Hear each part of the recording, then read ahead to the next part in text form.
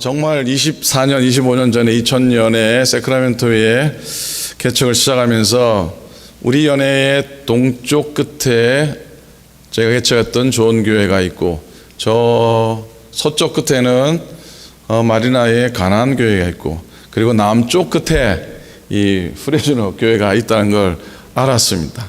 그래서 이 세 교회는 소위 사는 사람은 그렇지 않지만 소위 변방에 있는 교회로 여겨졌습니다.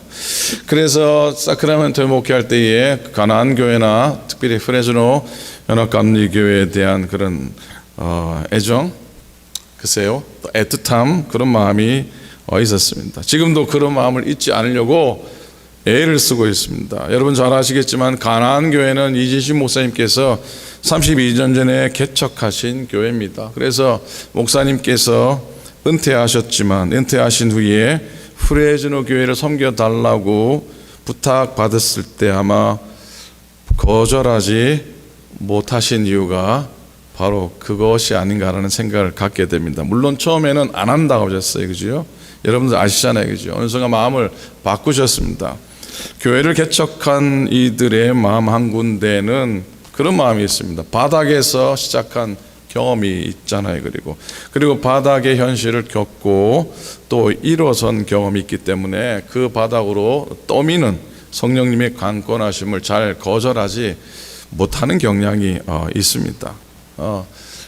계산하지 않기 때문입니다. 뭐 하지 않기 때문이라고요? 뭐 하지 못하기 때문이라고요? 따라합니다. 계산하지 못하기 때문에.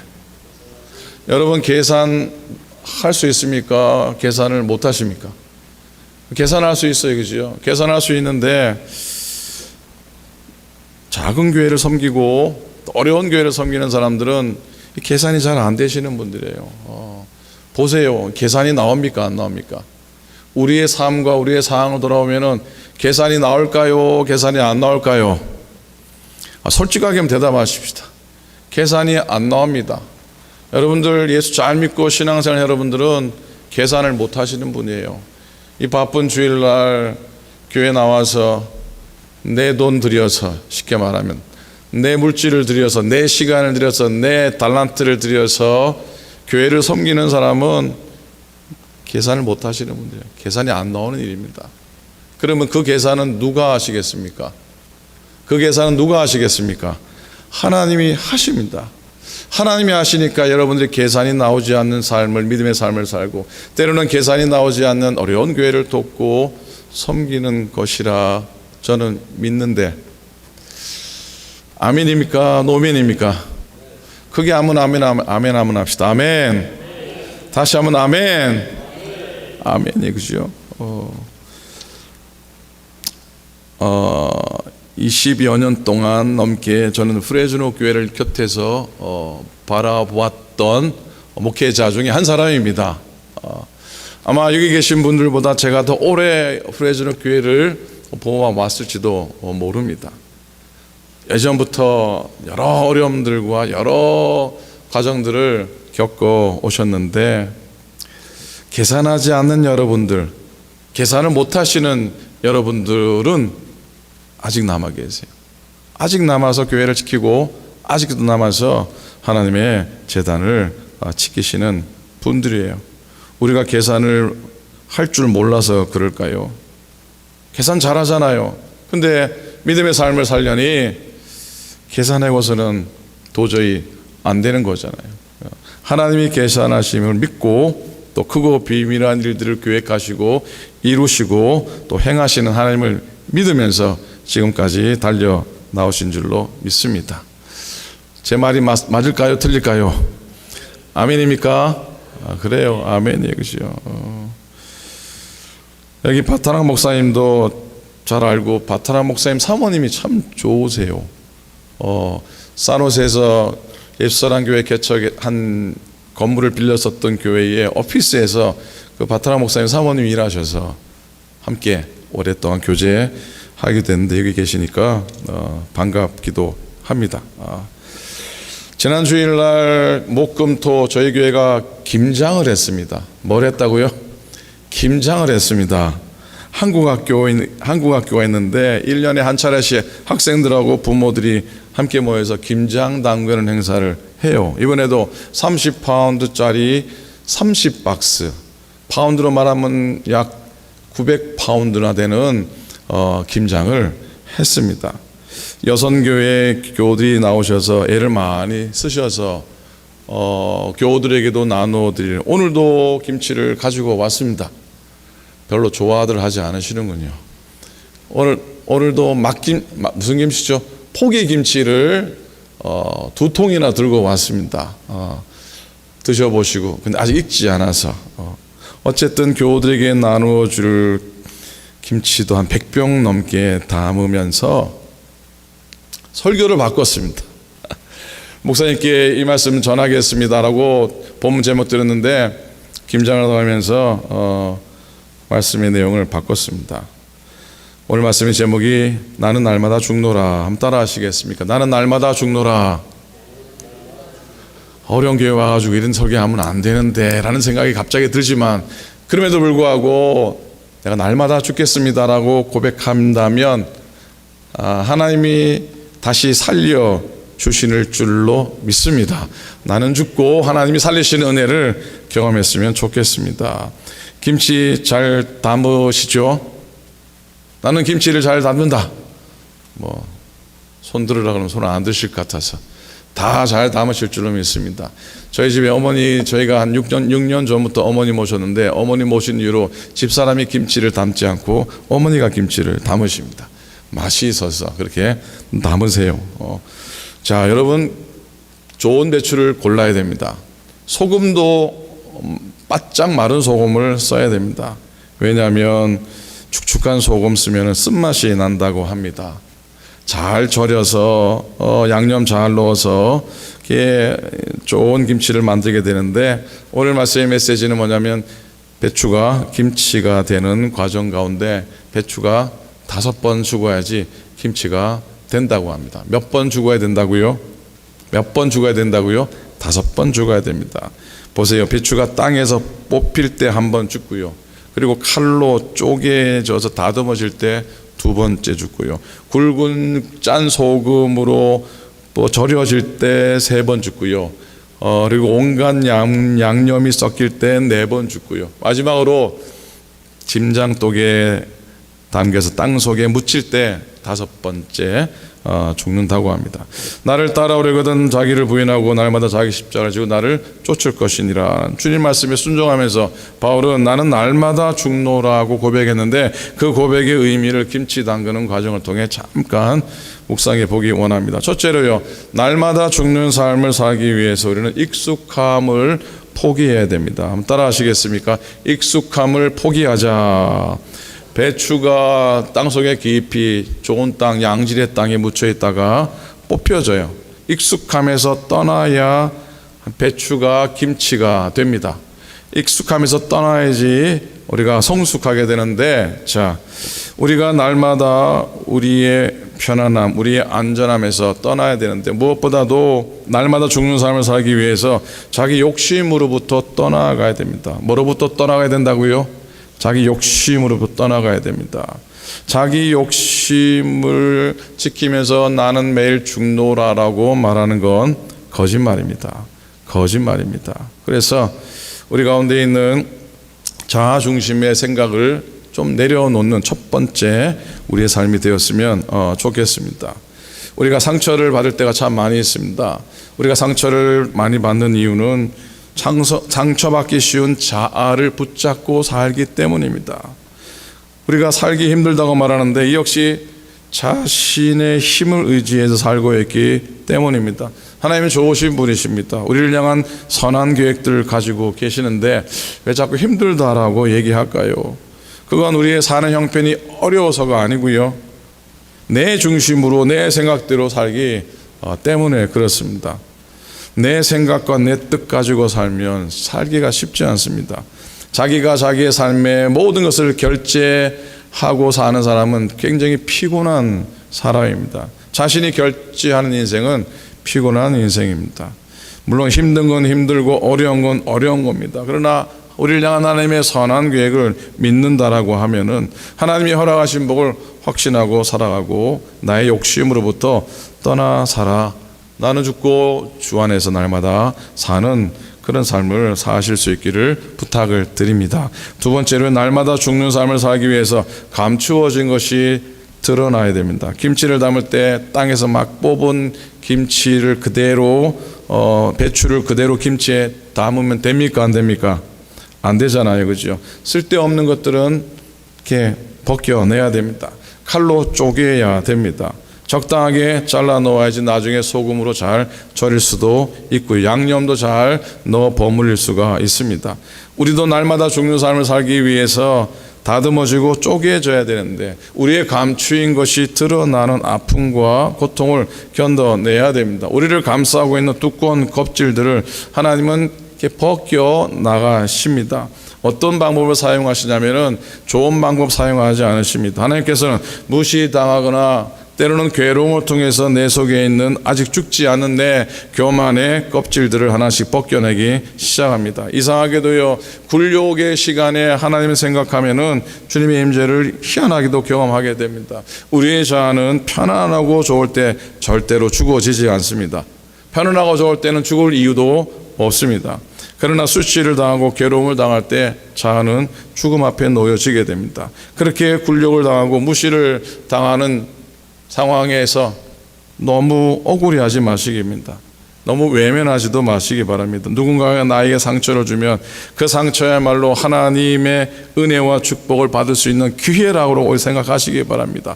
화나게 하고 괴롭게 하는 사람 앞에서 주님 바라보면 하나님이 또 우리의 마음을 다스려 주실 줄로 믿습니다.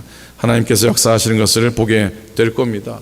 자, 성 보나벤투라라고 하는 분이 이런 고백을 합니다. 굴욕적인 상황에서 자신을 의지적으로 겸손히 낮추는 사람은 다른 사람이 4년 걸리는 겸손의 과정을 4개월 만에 도달할 수 있다라고 말하고 있습니다. 창피한 일 있죠. 굴욕스러운 상황들이 있을 겁니다. 그러나 그 과정을 통해서 하나님이 나의 껍질을 벗겨나가 나의 겉껍질을 통째로 벗기는 것을 경험하게 될 겁니다. 자, 셋째로요, 날마다 죽는 삶을 살기 위해서 거칠고 단단한 자아를 부드럽게 해야 됩니다. 쪼갰습니다. 그렇죠? 뽑았어요. 그죠? 껍데기 벗겨냈어요. 그죠? 두 쪽이나 네 쪽으로 쪼갭니다. 그 다음에는 뭐 합니까? 검사님, 그 다음에 뭐 하죠? 절이죠. 그죠? 그 소금으로 그 배추를 절이면서 뭐가 죽어야 된다고 얘기합니까? 배추에 숨이 죽어야 된다고 얘기합니다. 그렇죠? 저도 알 만큼 압니다. 그죠? 엊그제 제가 열심히 자르고 열심히 버무리고 해서 압니다. 배추에 숨을 죽여야 됩니다. 우리가 날마다 죽는 삶을 살기 위해서 거칠고 단단한 자아를 부드럽게 숨 죽여야 합니다. 성령의 사람은 부드럽습니다. 딱딱하지 않습니다. 성령님은 우리의 단단한 자아의 숨을 죽이시고 부드럽게 만드시는 분이십니다. 성경은 이 부드러움을 온유함이라고 말합니다. 온유하게 바꾸시는 성령님을 신뢰하고 우리 안에 계시는 성령께 다 내어 맡기는 것이 바로 주님이 가신 길을 걸어가는 것, 날마다 죽는 삶입니다. 넷째로요, 날마다 죽는 삶을 살기 위해서 주의 나라 위에서 나를 좀 내려놓아야 되는데요. 자, 뽑았어요. 그죠? 껍질 벗겼어요. 그죠? 잘랐어요. 그죠? 그리고 소금에 절여 숨을 죽였습니다. 그 다음에는 뭐 합니까, 권사님? 그 다음에는 뭐 하죠? 그 다음에 뭐 하죠? 양념을 버무려게 합니다. 그죠? 모르는 것처럼 가만히 계시지 마시고 물어보면 답을 하시기 바랍니다. 양념을 묻힙니다. 그죠? 여러분, 그 전까지는요, 배추가 배추끼리 만났는데 이제는 배추가 배추 아닌 것하고 만납니다. 아주 어려운 과정입니다. 자, 자신의 색깔, 자기의 고유함을 내려놓아야 됩니다. 그래야지 배추가 됩니다. 이런 것 들어가죠. 무, 갓, 쪽파, 양파, 배, 마늘, 생강, 새우젓, 멸치젓, 까나리 액젓, 찹쌀가루, 고춧가루, 굴, 뭐 이런 거 잔뜩 들어갑니다. 이게 다 서로가 다른 사람, 다른 것들이 만납니다. 여러분, 이게 바로 교회입니다. 다르기 때문에 교회입니다. 누가 그럽니다. 이놈의 교회는 왜 생각들이 다 다르고 이놈의 교회는 왜 말들이 다 다르냐 그러는데 달라서 교회입니다. 여러분 누가 뭐라 그러면요 다르기 때문에 교회라고 그러십시오. 어쩔 수 없이 다를 수밖에 없는 겁니다. 그런데 전혀 다른 사람이 하나님의 의도와 목적과 섭리 안에서 함께 어우러지는 것, 바로 예수님이 이 땅 위에 남겨놓으신 교회의 공동체의 본질입니다. 달라서 좀 아프긴 하지만 그 다름을 잘 극복하면은 더욱더 견고해지는 믿음의 공동체가 되는 겁니다. 그러기 위해서 자기의 색깔을 좀 내려놓아야 됩니다. 나를 죽일 때 우리가 되는 것 아니겠습니까? 나를 죽고 예수로 사는, 자기는 죽고 예수로 사는 사람들의 특징은 공동체 안에서 함부로 남을 비난하지 않습니다. 허물을 찾기로 작정하면 세상에 마음 드는 사람이 있을까요? 없을까요? 자식도 마음에 안 들잖아요. 그렇죠? 이전에 내 자아로 살았을 때는 저 사람은 저게 문제야, 그 인간은 그게 문제라고 얘기합니다. 그래서 그전에는 너나 잘하세요. 한번 따라 하시기 바랍니다. 너나 잘하세요. 한번 따라 해보세요. 너나 잘하세요. 나는 잘하고 있습니다. 이게 예전에 우리의 모습이라면 이게 바뀌어져야 되죠. 어떻게 바뀌어야 되냐면 이렇게 바뀌어야 됩니다. 갑자기 생각이 안 나네. 손을 가슴에 딱 얹어 보시기 바랍니다. 손을 딱, 죄송합니다. 하도 시키는 거 많아서 손을 딱 얹고 나나 잘하세요. 이게 자신을 향해서 시작. 나나 잘하세요. 옆 사람 바라보면서 당신은 잘하고 있습니다. 그렇게 돼야 돼요. 그렇게 돼야 돼요. 그게 정말로 복된 믿음의 공동체요. 나를 내려놓는 믿음의 공동체인 줄로 믿습니다. 마지막입니다. 날마다 죽는 삶을 살기 위해서 하나님의 때가 찰 때까지 좀 기다려야 됩니다. 뽑았어요, 그죠? 껍질 벗겼어요, 잘랐어요, 절였어요, 양념을 묻혔어요. 그럼 이제 그 다음에 뭐 해야 돼? 마지막으로 김장독에 넣어서, 옛날에는 땅에 묻었잖아요, 그죠? 여러분, 빛이 없고 공기가 통하지 않는 땅속에 들어가는 것, 어찌 보면은 맛있는 김치로 거듭나기 위한 마지막 과정입니다. 우리의 신앙의 삶에 있어서 이 기다림이라는 것이 어찌 보면 신앙의 삶에 정말로 신앙을 잊게 하는 마지막이 될 수 있습니다. 기다리지 못하면은 자리를 지킬 수가 없습니다. 기다리지 못하면은 조금만 수틀리면 떠나가 버립니다. 기다리지 못하면은 하나님이 주실 복이 저 앞에 있는데 하나님이 주실 복을 누리지 못합니다. 기다림의 신앙, 어찌 보면 가장 성도의 가장 중요한 본질인지도 모르겠습니다. 우리 주위에도 기다리지 못해 떠난 사람이 얼마나 많이 있습니까? 여러분, 기다림의 끝에는 언제나 하나님의 때가 기다리고 있고요, 기다림의 끝에는 하나님이 주시는 복과 하나님이 주시는 약속하신 그 언약이 있는 줄로 믿습니다. 문제는 기다림의 시간이라는 것이 흡사 죽은 것 같다는 겁니다. 아무것도 안 일어나요. 죽은 것 같아요. 그때까지 약속이 이루어질 때까지 꼭 죽은 상황인 것 같아요. 근데 그거 기다리지 않으면은 주님 볼 수 없고, 주님 그때까지 기다리지 않으면은 하나님이 약속하신 언약의 성취를 경험할 수 없다는 겁니다. 그러니까 잘 참으셔야죠. 어떻게 참아야 됩니까? 잘 참아야 됩니까? 참자 이러면 안 되고요. 어떻게 참으면 오래 참자 이게 아니고요. 한번 따라 하시기 바랍니다. 오래 참자.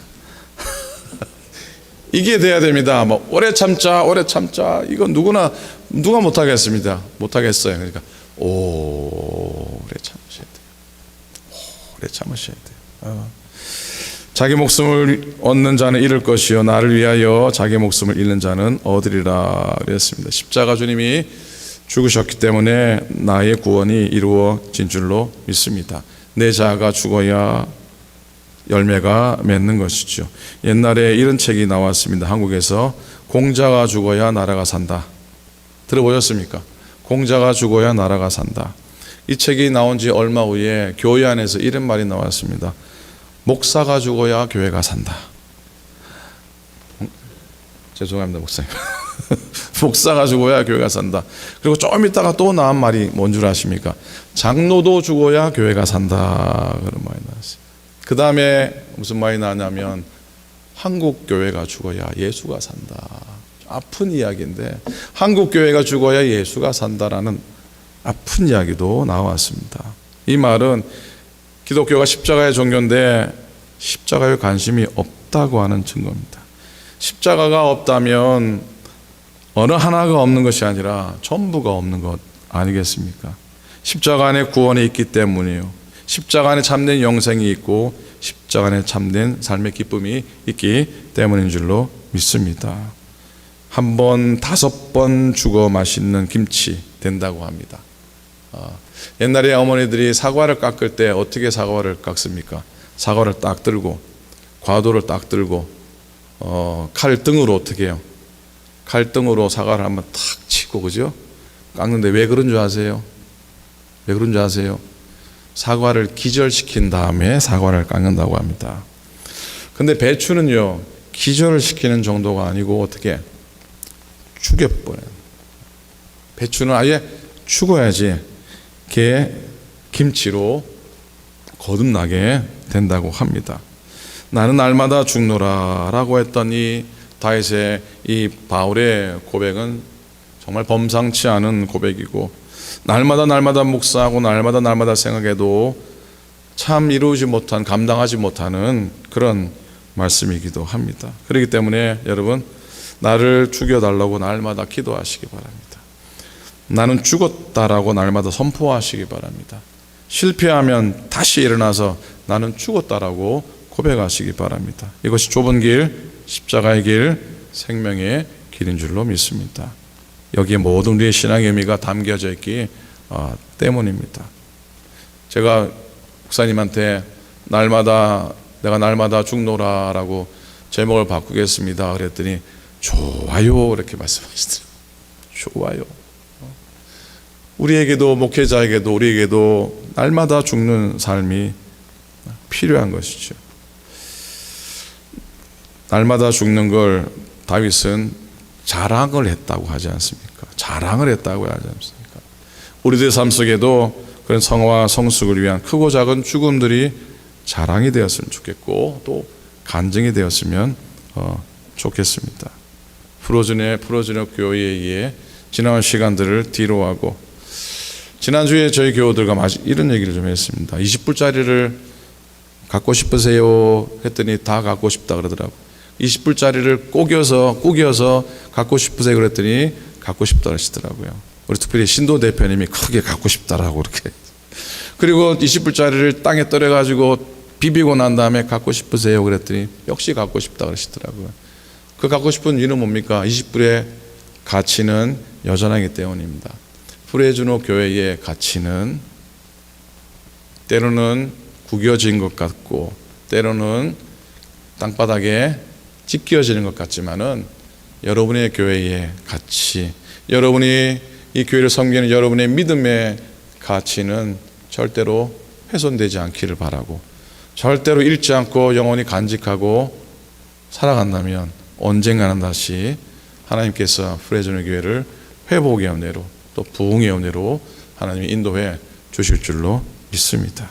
끝까지 지키시고 복된 남은 자로 하나님 앞에 견고히 서시는 여러분 되시기를 주님의 이름으로 간절히 축원을 드립니다. 기도하겠습니다. 하나님 아버지 프레즈노 교회를 축복해 주시고 사랑하는 이진식 목사님과 사랑하는 모든 교우들에게 하나님의 은혜와 복을 더하여 주시옵소서.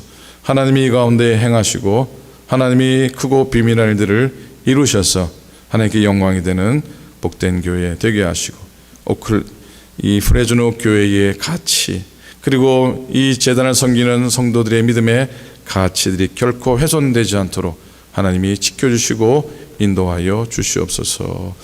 그리 될 줄로 믿고 감사드리며 우리 주님 예수 그리스도 이름으로 간절히 기도드립니다. 아멘.